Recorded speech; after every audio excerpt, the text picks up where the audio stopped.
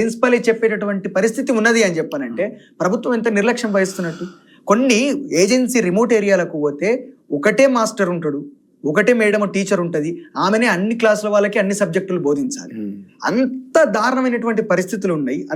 అంత అవసరం ఉన్నది ప్రభుత్వ మెయిన్గా ఈ విద్యా వ్యవస్థ లోపల భర్తీ చేయాల్సినటువంటి ఖాళీలు అనేకం ఉన్నాయి. అట్లా ప్రతి రంగం లోపల ఉన్నాయి. కానీ ఖజానా లేదను, లేకపోతే వీళ్ళు దోపిడీ చేయాలను, ఈ రకంగా ప్రభుత్వ వ్యవస్థలన్నీ కూడా వాటిని వాడుకుంటా రాజకీయ నాయకులు, అధికారంలో ఉన్నటువంటి పార్టీలు దోపిడీ చేస్తున్నాయి తప్పించి ఇది ఒక బంగారు అక్షయ పాత్ర లెక్క వాళ్ళకు దొరికింది, దాన్ని ఎట్లా యూజ్ చేసుకోవాలని చెప్పి ఆలోచిస్తుంది తప్పించి నిరుద్యోగ సమస్య గురించి పట్టించుకుంటలేరు. ఈరోజు అవుట్ సోర్సింగ్ ఉద్యోగులు అందరూ కూడా ధర్నా చేసిరు. అవుట్ సోర్సింగ్ వ్యవస్థ అనేది ఎంత దుర్మార్గంగా ఏజెన్సీలు దోపిడీ చేస్తున్నారు. ఏజెన్సీల దగ్గర కమిషన్లు తీసుకుంటా జాప్యం చేస్తున్నారు. వాళ్ళ జీతాలు ఇత్తలేరు. 11 నెలల జీతం రావన్నట్టు ఎట్లా బతుకుతారన్న వాళ్ళు. ఒక్కొక్కరు ఉరువెట్టుకొని వచ్చే పరిస్థితి, దుర్మార్గమైనటువంటి పరిస్థితి ఉన్నది. వీళ్ళు ఏమంటారు, రెగ్యులరైజ్ చేయడం రాజ్యాంగ విరుద్ధం అని చెప్పి ఇక్కడ రాజ్యాంగం గురించి మాట్లాడతారు. మరి వెట్టి చాకరీ చేయడం కూడా రాజ్యాంగ విరుద్ధమే కదా. పనికి సమాన వేతనం ఇవ్వకపోవడం, కనీస వేతనం ఇవ్వకపోవడము, టైంకి ఇవ్వకపోవడం కూడా రాజ్యాంగ నేరంగా పరిగణించింది కదా రాజ్యాంగం. మరి మిమ్మల్ని ఏం చేయాలి, మీ ప్రభుత్వాన్ని ఏం చేయాలి? కోస్తే ఏమెళ్ళది, రూపాయి వెళ్తలేదు, దొంగ లెక్క చూస్తారంటూ 1000 కోట్లు రాహుల్ గాంధీకి ఇస్తాడట, 25,000 కోట్లు పెట్టి పూసి ప్రాజెక్టు కడతాడట, 5,000 కోట్లు పెట్టి గాంధీ సరోవర్ ప్రాజెక్టు తీసుకొస్తాడట. ప్రభుత్వ మన ఫీజు రియంబర్స్మెంట్ బకాయిలు రిలీజ్ చేయడానికి ఆంధ్ర దగ్గర పైసలు లేవు, కోర్టు వెళ్ళాయి.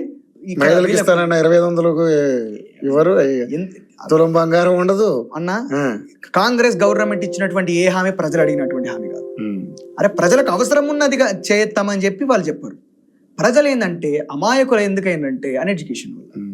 విద్యా వ్యవస్థ ఎందుకు బాగుపరచాలంటే కిందికి ప్రశ్నిస్తున్నాను. ఆ రకంగా ఉన్నదన్న పరిస్థితి. ఈ మావోయిజాన్ని అంతం చేస్తాము మేము, ఈ డేట్ పెట్టుకున్నారు. ఆ ఎట్లా డేట్ పెట్టుకొని ఉగ్రవాదాన్ని అంతం చేస్తా అని చెప్పి చెప్పలేదు అమిత్ షా గారు, నరేంద్ర మోడీ గారు.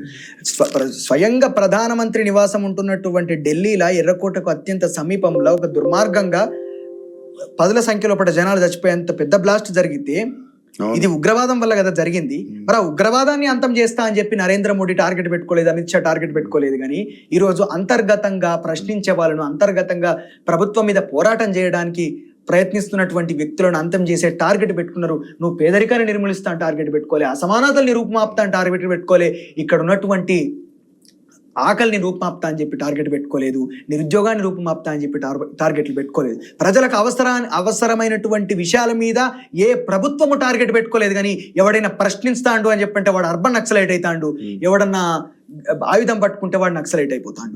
మరి ఆయుధాలు మీ దగ్గర కూడా ఉన్నాయి కదా, మిమ్మల్ని ఏమనాలి? ఆయుధాలు సినిమా స్టార్ల దగ్గర ఉన్నాయి, వాళ్ళని ఏమనాలి? భూస్వాముల దగ్గర, సినిమా స్టార్ల దగ్గర ఆయుధాలు ఎందుకు? వాళ్ళందరూ నక్సలైట్లే, వాళ్ళని కూడా వేసి ఎన్ఎస్ఏ పెట్టు వాని మీద. ఎందుకు వాళ్ళకి ఎందుకు ఆయుధాలు? Equality before law. నాకు రక్షణ కావాలి, నా ప్రజలందరికీ రక్షణ కావాలి, దళితులకు రక్షణ కావాలి, వాళ్ళ మీద ఇంకా దాడులు జరుగుతాయి. దళిత బహుజనులందరికీ రక్షణ కావాలి. కులం పేరు మీద వివక్ష అనుభవించుకోవడం. మొన్న కూడా నాగర్ కర్నూలు ఇష్యూ చూసినాం. కాళ్ళతో తంతే ఎగిరిపడితే చచ్చిపోయింది పాపకు. అంత దుర్మార్గమైన పరిస్థితి. అట్లాంటి వ్యక్తుల దగ్గర నుంచి మాకు రక్షణ కావాలి, మాకు కూడా ఆయుధాలు లేరు. ఒక భూస్వామి దగ్గర, ఒక సినిమా స్టార్ దగ్గర ఆయుధం ఉండడం తప్పు కాకపోతే మా దగ్గర కూడా ఆయుధాలు ఉంటే తప్పలేదు. వాళ్ళ దగ్గర ఉన్నప్పుడు మా దగ్గర కూడా ఉండాలి కదా. మాకు కావాలి, మాకు రక్షణ, మాకు సెల్ఫ్ డిఫెన్స్ కావాలి. ఈ క్రమంలోనే ఏర్పడ్డదన్న నక్సలిజం. ఎప్పుడైతే ప్రభుత్వం తన యొక్క రక్షణ వ్యవస్థను ఉపయోగించి తిరుగుబాటుదారుల్ని అణిచివేయాలని ప్రయత్నం చేసిందో ఆ క్రమం లోపలనే నక్సలిజం పుట్టింది.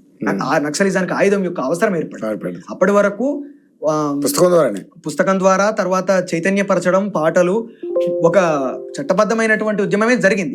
కాకపోతే పరిణామ క్రమం లోపల అత్యవసర పరిస్థితి ఏర్పడి ఆయుధం పట్టుకోవాల్సి వచ్చింది. ఆయుధం పట్టుకునేలా చేసింది కూడా ప్రభుత్వమే. ఒకటి మన మీదకి దాడి చేయడానికి వచ్చినప్పుడు భరించలేక మనం కూడా సెల్ఫ్ డిఫెన్స్ ఉంటది కదా, సెల్ఫ్ డిఫెన్స్ లో భాగంగా మనం కూడా చేతిలో ఏది ఉంటుంది అందుకుంటాం. అక్కడ వాళ్ళు రాళ్ళు అందుకున్నారు, రప్పలు అందుకున్నారు, ఇంకేదో అందుకున్నారు. తర్వాత అది ఎవల్యూషన్ లోపల గన్నుగా మారింది. ఈరోజు బాంబులైన గన్ ఉన్నాయి. సో అది తప్ప అనుకుందాం, అది ఓకే. కాకపోతే వాళ్ళు పోరాటం చేసింది ఎవరి కోసం, దాని లోపల ఉన్న అర్థాన్ని, వాళ్ళకి అవసరం, ఆయుధం అవసరం వచ్చింది, దాన్ని సపోర్ట్ ఇప్పుడు అవసరం లేదు. రాజ్యాంగబద్ధంగానే పోరాటం చేయాలి. రాజకీయాల లోపల వాళ్ళను ఆహ్వానిస్తున్నాము, అడవిని వీడని చెప్పని అంటున్నాము. ఇప్పుడున్నటువంటి పరిస్థితి రాజ్యం చాలా బలంగా ఉన్నది. ఇప్పుడు